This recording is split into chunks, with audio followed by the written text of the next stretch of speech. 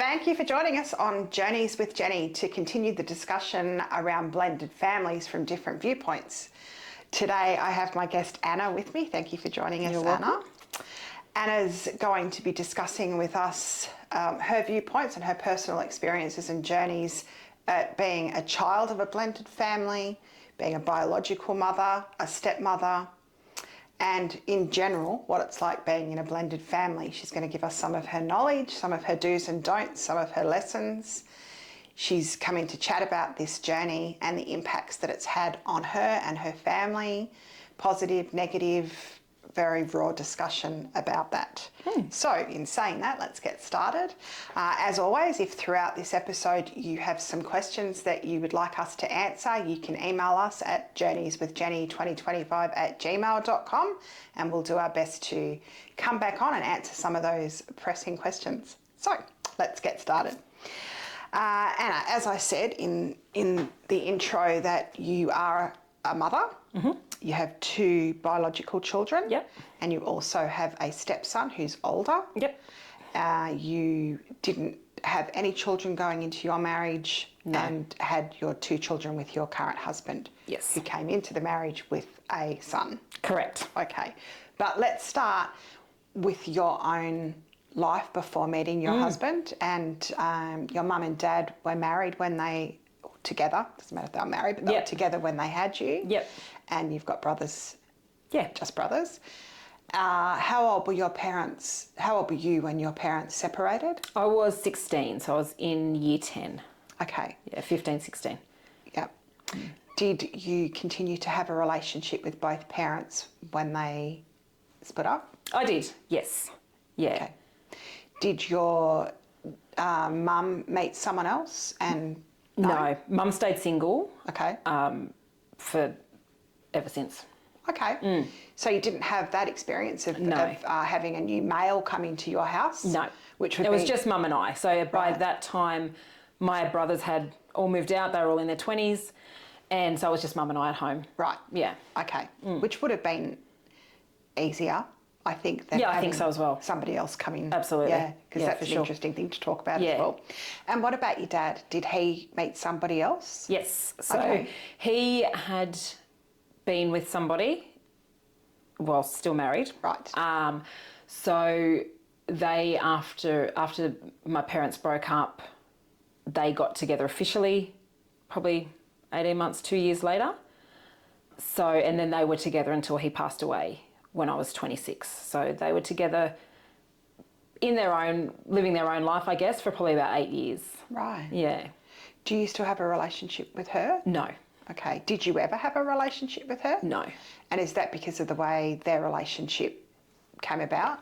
Yeah, definitely. And not having I guess being young and not having the emotional maturity to process it. So I guess I took it personally. Yeah. That this had happened. And so I never tried to pursue any kind of relationship. In fact, I would push it away if she tried. But you still continued to have a relationship with your dad, but just made sure that it was separate. Yeah, it was very separate. Dad was always pretty good at keeping us separate. He'd never tried to force it, but my relationship with him was very strained because of it as well. Yeah. And did that mean then that you couldn't go to his house because were they living together? They lived together, but not until I was living up in Sydney and was older. Right. So I did, before I went and did some travelling, I did go and stay there for the first time. And then when I came home for a bit, I went and stayed with them as well. So I did stay with them, but I never had to do duty visits or anything like that with them. Yeah. Yeah. So if you came and you stayed with them, like before you went to Sydney, when you came back, you're in your mid-20s by now? Probably late teens, early 20s. Okay. Yeah. Did she ever try to have a relationship with you, like when you were staying with them in the house? She was good. Yeah, she did try. Yeah. And she was pretty patient, I guess you could say. I was probably outwardly rude to her, I would imagine, or trying to make her feel uncomfortable. And she didn't really react. She was pretty, I guess, tolerant of having a moody partner's daughter in the house. Yeah, yeah. She was probably glad when I left. What was your mum like about you going to stay there? What I'm trying to sort of get to is how did you keep that relationship with your dad going, and knowing that he was with this lady who it had started under those circumstances. Was there guilt to your mum that you were going and seeing your dad, and as far as your mum knew, maybe having a relationship with this woman? Yeah, I don't think I felt guilty. I probably overcompensated on trying to make her feel better. Can you say how so? I don't know if I could say overcompensated. I didn't like my dad's partner. And so Mum and I loved to talk about it, which wasn't helpful in the long run. It's like feeding the beast. Really. 100%. Yeah. 100%. So she,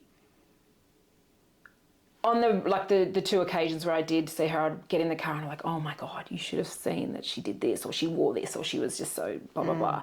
And Mum, of course, loved it. And so it was probably not healthy that we talked like that, but also it was kind of expected as well. Yeah. Do you think, for people that might be going through this now, so again, the point of the podcast is that we've gone through these experiences. So whatever we've learnt, that, as I said before, positive or negative, it's nice to be able to share that knowledge with other people. Yeah. For a person who might be watching this and they're in their late teens and they're about to go and visit their parent who was with their new partner and that had happened under these types of circumstances, would you say that you'd do those things the same again? Or would you be nicer to her now? Or would you... I think if I could go back with the maturity that I have now, I would not let it affect my relationship with my dad the way it did. Because he just kept trying and trying and trying to get me back and to maintain this relationship with me. He was the reason why I was able to have a relationship with me. He reached out. He was so tolerant to my carry-on and my teenage angst and my anger that I felt towards him and her ruining our family and all of these things. And he was so tolerant, and he answered every question and he took every punch that I threw at him. So there's some advice for a parent watching this that's going through that's it. Like, he never, very rarely burred up or got angry or dismissive, or I never felt like he put me second. Yeah. But it wasn't until later that I realised that. Yeah, because you don't have that emotional intelligence. Yeah, that's exactly it. And so I think my one regret, because he passed away when I was only 26, there were so many unresolved feelings that I just wish I didn't have now, which is, everything's hindsight. Isn't it? Isn't it? Old head, young shoulders. 100%. Young head, old shoulders. Head and shoulders, knees and toes. But I think if you could go back, if you had that moment, I would say to myself, look, just don't let it. Feel how you want to feel about her. That's fine, and that's valid. It's a really shit thing to have to go through as a 16-year-old. It's a lot of pressure. I've had a lot of pressure from my mum to pick a side. Yeah. I just would love the opportunity to have not had that affect my relationship with my dad. From my side, and like I say, he just kept trying. Yeah. And I never gave him that grace. So I think that's my thing. If there's any consolation with that, I think that it's now that you're a parent, and if something happened with your child and you kept trying and they kept giving you that resistance and they were mean to you and everything, you actually still keep going and you still love them. So you that's do. What your dad, but that's what your dad would have been as well, knowing she's young, she doesn't get it. One day she'll look back and one day she'll understand it. Yeah. But that's great advice to give to a parent now that's going through that, isn't it? Yeah. To say, keep going. Just roll with the punches, roll with their questions, their accusations, their, bitterness. Let them have that, because their feelings are valid. And one of the key messages that I've gone on about here in this podcast is that it's always got to be about the kids. Yep. And it doesn't matter how old the kids are. because it's still... You're still a child. Yeah. Yeah. Yeah. And that's the hard part, I Yeah. think. That would have been so hard for your dad, but he mastered it. Yeah. That would be the hard part, is Yeah. making it always about your child. Because he knew that he'd done the wrong thing, obviously, and wanted to try to make it up. Yeah. And you're being influenced by your mum, which is not your mum's fault either. Yeah, she was hurt. Yeah. Yeah. You know? And in hindsight, she probably would say, I wish I hadn't have involved my child as much as that. Exactly. So that's another lesson. Yeah, that 100%. And like she has said that. She said, I know I leaned on you an awful lot because my brothers were all older. Yeah. There was just me. And boys are different to girls. Yeah. They had wives and children. Right. So for them, it was a secondary issue, whereas me, it was the biggest issue in my life. Yeah, of course. Yeah. Of course. Well, thank you for sharing that. That's okay. actually brought some really interesting lessons out of that snippet of your life. So let's move on to the next chapter of your life. You're a young, beautiful, single woman. You meet the man of your dreams, who's now your husband. Yep. Great bloke, by the way. Yep, good bloke. And he has a son. You're young, you've never had kids. How did you feel about that? I was fine. Yeah? Yeah, I was totally fine. I had no reservations whatsoever. If I didn't want a stepchild, I wouldn't have gone out with somebody who had a child. Yeah. There was no question for me. It didn't bother you at all? Didn't bother me at all. And what was his, your stepson? I'm not going to use names because I don't have his permission to use his name. Though I'm sure he'd give it to me. Oh, he would, without question. His surname, his date of birth and everything. Yeah, exactly. And what was his mother like? So did you have to... So you've met your husband. Yep. You've met your stepson. Then you now have an ex-wife and a mother. What was that like? Was she angry? Was she nice to you? She was so nice to me. I know. Amazing. Look, I was really lucky, and I always say to Bruce, as far as ex-wives go, we've been really, really lucky, and he agrees. Right. Look, I'm only surmising, but I would imagine when we first met, there would have been some uncertainty. I was younger. No children, no experience. Being a mum, I would probably be terrified that someone would want to try and muscle in on my child. Yeah. She never put that across to me.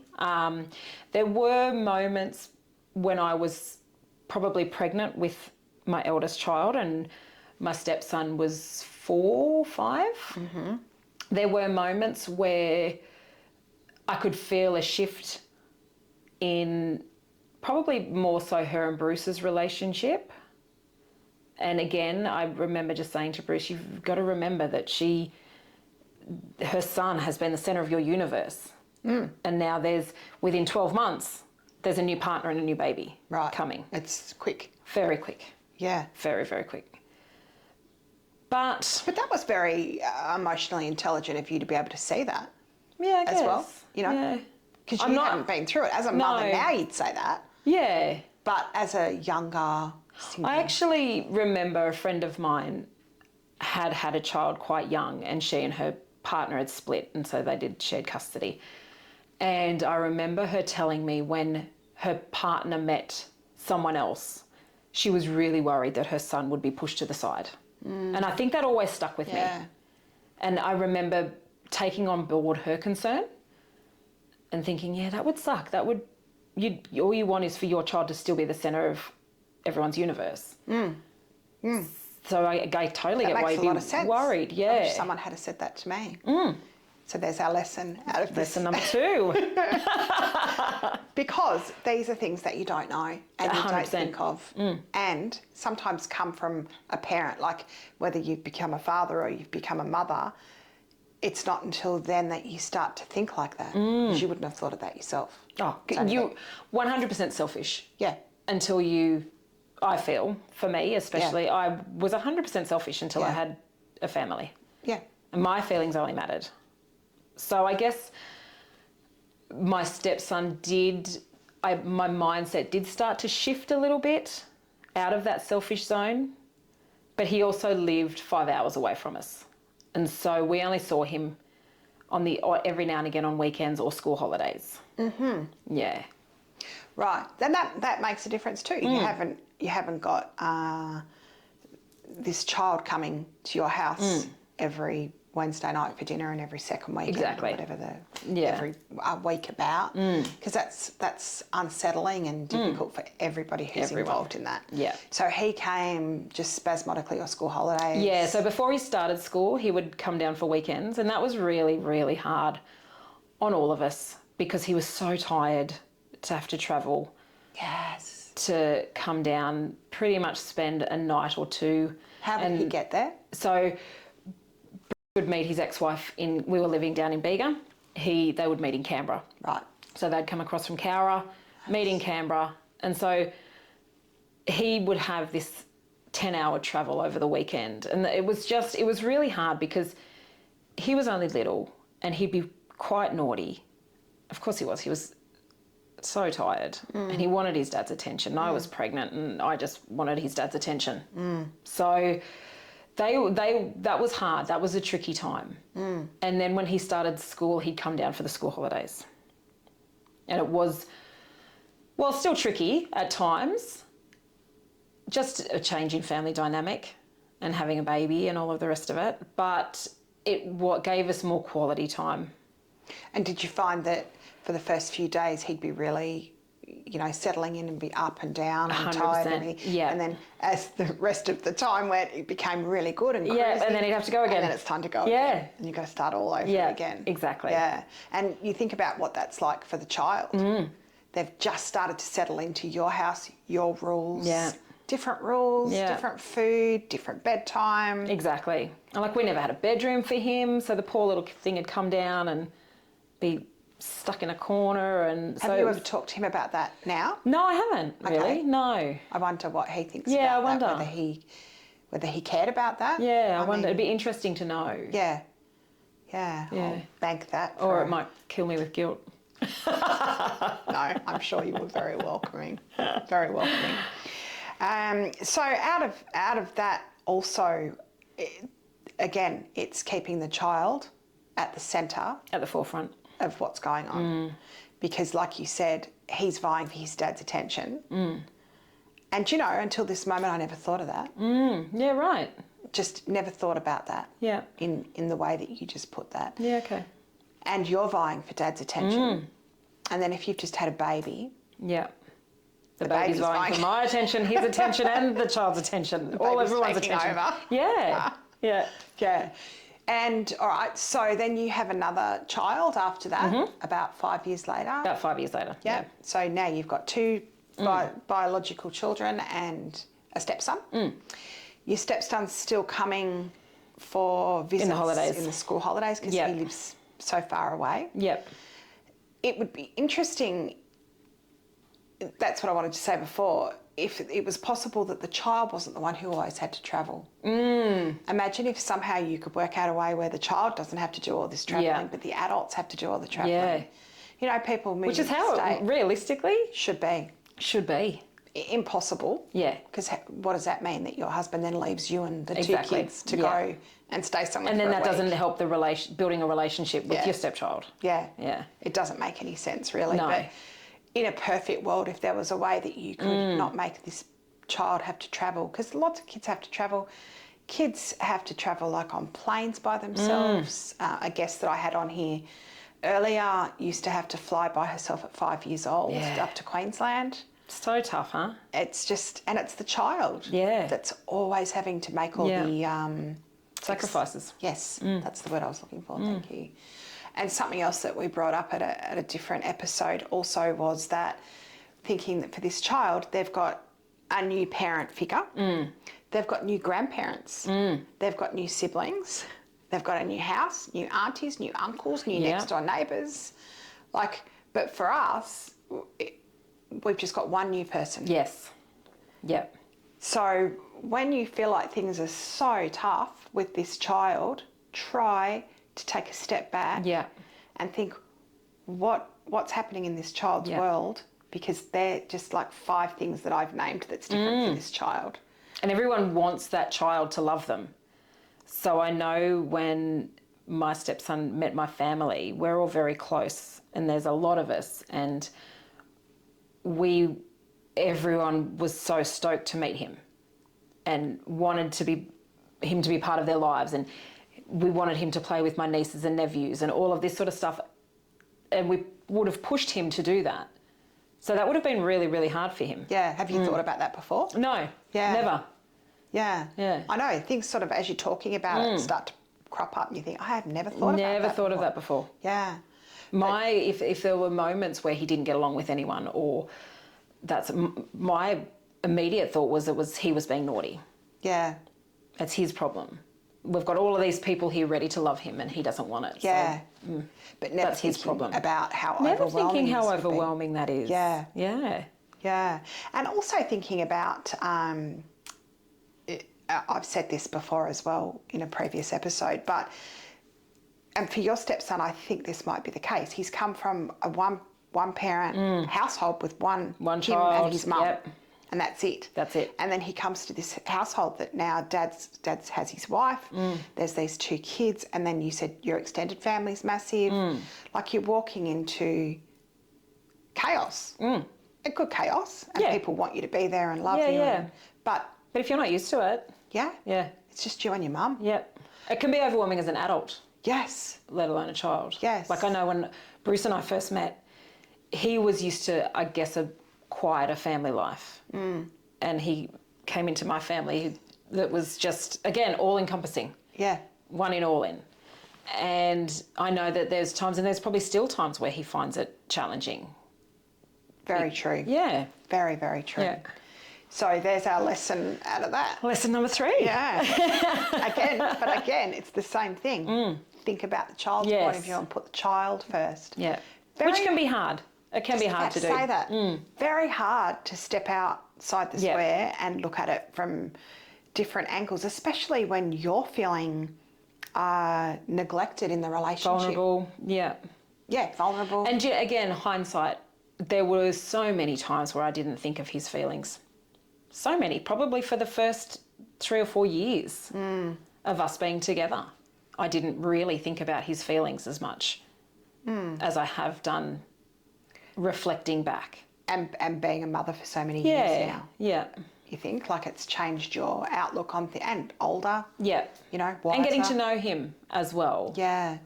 It's very hard to get to know a little kid who you only see every 3 months. Yeah. And did you feel too, because you were only seeing him every 3 months and he was little, you were just trying to impress him the whole time? He didn't probably... I was trying to parent him. Okay. And that's one of my biggest regrets. I wish I hadn't have tried to parent him. He has 2 great parents. I feel now it wasn't my job to try and discipline him if he was naughty, or make him sit and eat a vegetable stir fry while he dry retched at the table because he didn't want to eat it dramatically. But I wish I was more laid back and just gone, not my problem. Let's just have a toasty. I do regret trying, especially not having that, not being a mum myself for very long. Yeah. And probably parenting very differently to ex-wife. We probably parent differently. Everyone parents differently. I wish I hadn't had done that as much. Did you and Bruce ever set any guidelines around what the expectations of you in the role were? No, never. Would that be advice that you'd give someone now? I think so. I think it needs to have a lot of open conversation. Yes. There were a lot of times where it caused tension with Bruce and I early on, because he just wanted to spend time with his son, who he only got to see once in a blue moon. And I was like, he has to go to bed. He has to eat his dinner. Why is he allowed to do this and he's not allowed to, my daughter? Like, why is he getting away with talking to somebody like that? We wouldn't do that with our child. And was he, do you think? Or do you think that you were being more sceptical of him? No, I think he was allowed to get away with a lot more. But I understand it though. Yeah. I didn't understand it then. It just used to make me angry then. And so I think my advice would be to have open conversations about it. How you're feeling, how they're feeling. Take into consideration, I should have considered him more. My husband more. Yeah. People often say that the other partner, let's say it's the husband for this conversation, Yeah. is the meat and the sandwich. Yes, he was completely. Yeah. For years. Yeah. Yeah. My husband said that nearly every day of Yeah. our Yeah. parenting. Even today with biological children, the meat and the sandwich. Always a meat and the sandwich. Because we talk about different parenting styles as well. Good cop, bad cop. The point out of what you've just talked about there is, though, that it's so important to set some boundaries and expectations of what you want your partner to be doing. Yeah. Because realistically, you're not that child's mother. No. You're not that child's father, whatever gender you are. But you are a significant adult in their life. But what does that look like in your family dynamics? Yeah. You know, I never tried to be a parent to my stepchildren. Yeah. But we had that clear discussion in the very beginning. But I still was very blurred on what my role was. It is. It's so hard to know, especially if you don't have your own children going into it. Yeah. I sometimes wonder if it would be easier if you both came in with children into a relationship. I don't know. It might be harder. I'm not sure. Yeah, it's interesting. But not having any experience and being one of these people that has no children but feels like you know everything. Yeah. And it just wasn't necessary. Yeah. But I felt I was doing what I thought was the right thing. Your intentions were always right, and your intentions. And I wanted him to have boundaries and have our house as an extension of his home. Right. Where his mum had strict boundaries, and he was very well behaved. He was the centre of everyone's universe in his mum's life. But he's such a good kid. Yeah. But I never gave him that grace because all I could see was him tired and misbehaving, and Bruce letting him off the hook, and me getting frustrated and all of that sort of stuff. Yeah. Yeah. And in your defence too, that's difficult because you were getting the side of him, like we already discussed, the tired and a school term. Nobody likes a child at the end of the school term. And no kid wants to go away to their parents' house when they've got their own stuff, their PlayStation, their bedroom, their mates. Imagine having to sling your hook and go 5 hours down the road. Yeah. Every school holidays. To a new baby. Yes. You know. Yes. So back again to child focused. What's the best actual outcome for the child? Is having your child travel at the end of the school holidays the right thing for your child, or is that for you? I don't know. I'm not saying it is or it isn't, but maybe that's a question that you can ask yourself. Should I wait? Should I just make it that I only see my child for 3 days or something instead of 7 days, because they need their own time to decompress and have their school holidays how they want to have them? That's an interesting question, isn't it? Yeah, definitely. I wonder. Yeah, I wonder. There you go. So there's a couple of things that have come out of that conversation. Hopefully that's helped you if you're going on that journey at the moment. I also want to ask you how it's been with your two children and their relationship with their stepbrother. Do you use the word step? No, I refer to him as my kid's name's brother. So I'll say it's brother or older brother. Okay. I mean, I'm sure I do refer to him as my stepson, but I tend to just say he's my kid's brother. Because you don't like the word step? Yeah, I don't really like it. Yeah. Yeah, it's a hard one, isn't it? I feel like it carries a negative connotation. Yeah. Probably because of all the Disney movies. Wicked Stepmother and all the rest of it. And I didn't want him to feel like he was outside of our family unit. Yeah. So I like to refer to him as the kid's brother. Yeah. Or Bruce's eldest son. Yeah. Yeah. Yeah. I'm not sure about whether we need to come up with a new name. I don't like the word blended either. I don't either. I don't like step. Thanks. I don't like blended. I don't know, but a lot of kids also don't want to be referred to as the stepchild. No, you feel like, I would imagine you'd feel like a spare. Yeah. Prince Harry. Prince Harry.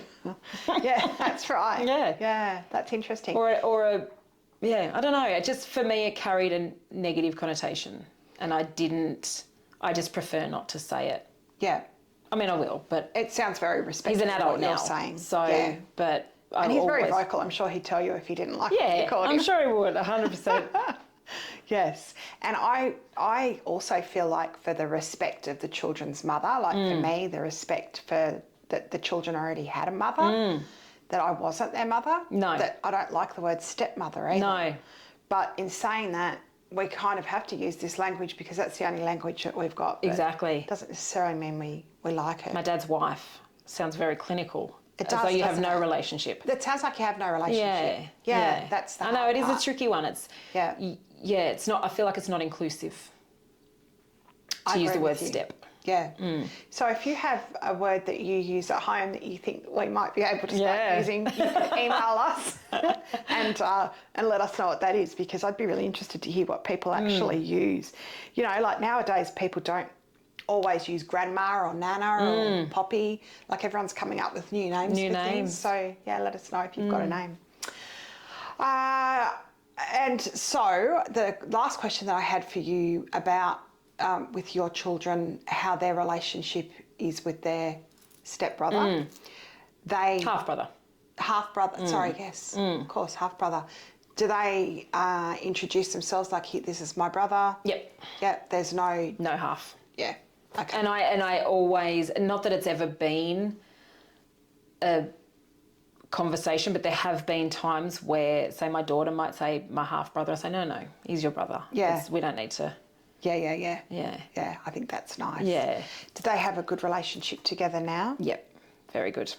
That's great. Yep. So that shows that you guys have done something right. Yeah, I hope so. You know? They adore him. My kids absolutely adore him. That's great. Yeah, it's really, really nice. And he visits now. And he visits because now. He's older and now. he and my eldest ring each other and have this relationship that we didn't even know happened. Oh, so wow. it was really nice, yeah. That's really Yeah, good. they're so quite close now.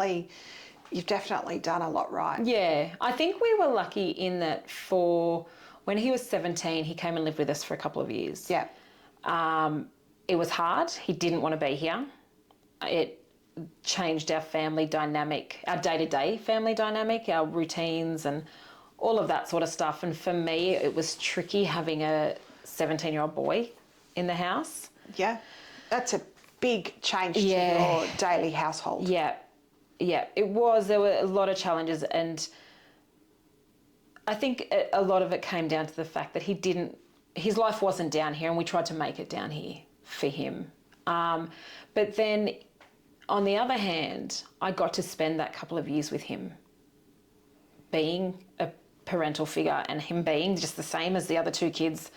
If you don't eat your dinner, then that's all you got, or pick up your towels, for the love of God, you're doing me in. Like, it was nice to be able to have that moment where he was just living with us as normal. Yeah.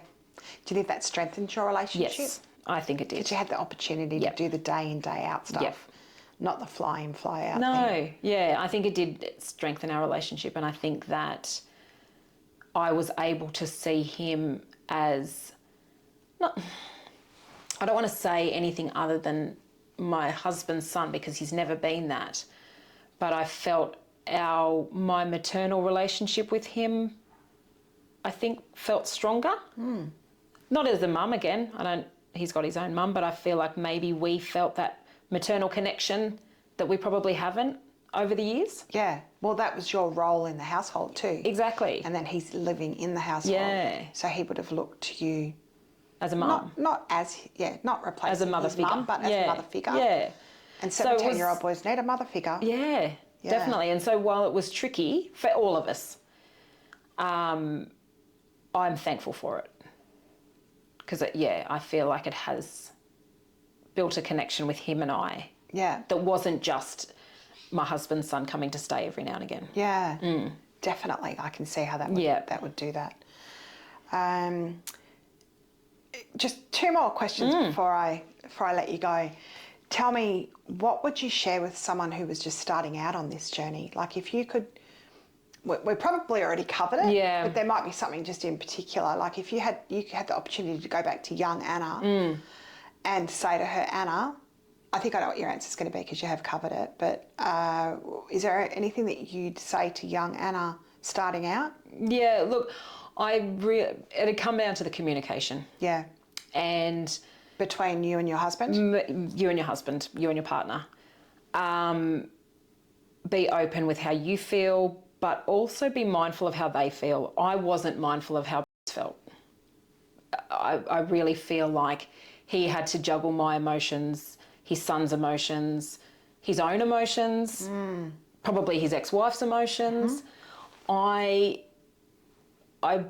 didn't consider it as much as I wish I had have done. So I think that would be my advice, would be just, if you can, and I know it can be really hard. And like I say, we've been really lucky with our setup in the fact that our relationship between, I nearly got to the end, with his parents and myself, it's always been friendly and amicable. So we've been really lucky, but I think try and take a minute to think about the male or the female that you love in this situation. And they're in a really shitty situation. They might have guilt because they left. They are missing their child. They go 3 months without seeing his son. Yeah. That is so hard. And to have, your pregnant wife banging on in your ear, like I would suggest to take a moment, take a step back if you can. Yeah. It can be hard to do. Yeah. If someone even said that to me at the time, I'd probably like, you don't know what it's like. Yeah. It's so hard. I'm so tired. Yeah. It's easy for me to say that now, but that would probably be my advice. Just if you can take a minute to think about how they're feeling, it'll help you to process your feelings. Yeah. I think. Totally agree with you. And an interesting point out of that is that Anna has said that the relationship between her husband and his ex-wife is actually really good, and the communication's been really good, but still saying it was really hard. So if you're going through it and it's super hard and you don't have that good relationship, know that you're not alone, that it can be really, really hard. Really hard. And communication is in the top 3 of things to take away from this. Yeah.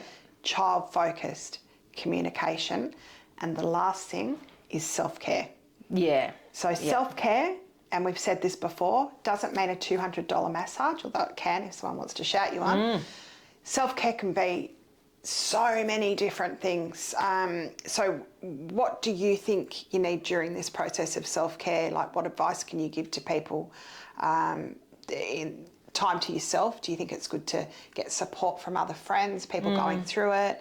That can all be part of self-care? Yeah. I think looking back, my self-care probably came with spending time with my friends. Yeah. I had a friend who had gone through it as well. So she was great at saying, I know it feels shit now.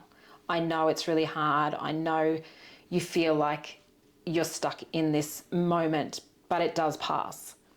And having a bedroom for him will happen one day, or he will go home after his holiday and you'll be able to take a breath. Yeah. So it was really important. To keep you level-headed about Yeah, and tell me it's not like I get that it's tough, but it's not always going to be like it. Yeah. So that was really helpful, and I still think of her words, not in probably more of a reflective way than an advice sort of way, but that really helped me, having someone say, look, I know it sucks, but it does get better. And these kids grow up to be adults, and you get to have a relationship with an adult, and that's probably a lot easier, or that sort of stuff. So I'd say that's probably where my self-care It's good advice. was. I probably could have done with more time alone, not carrying the weight of, because my husband would be at work and I would be at home, and so I would have the kids at home by myself. So I was adjusting to a baby and a 4-year-old at the same time. So I think I probably, looking back, probably needed more time to myself for a walk or something like that. Just some time. Yeah. Where someone's not hanging off you or expecting something from you. Yeah. But my self-care came from my relationship with friends. Yeah. Yeah, Okay, good for advice. sure. So make sure that you take that advice and get your village. Support network. Get it all around you. Yeah. You cannot And they were go there for without me. that. Yeah. It was like they were... There's no other. No. Yeah. They were there to listen to me and not cast judgment or anything like that. And they weren't there for my husband or my children or, you know, Yeah.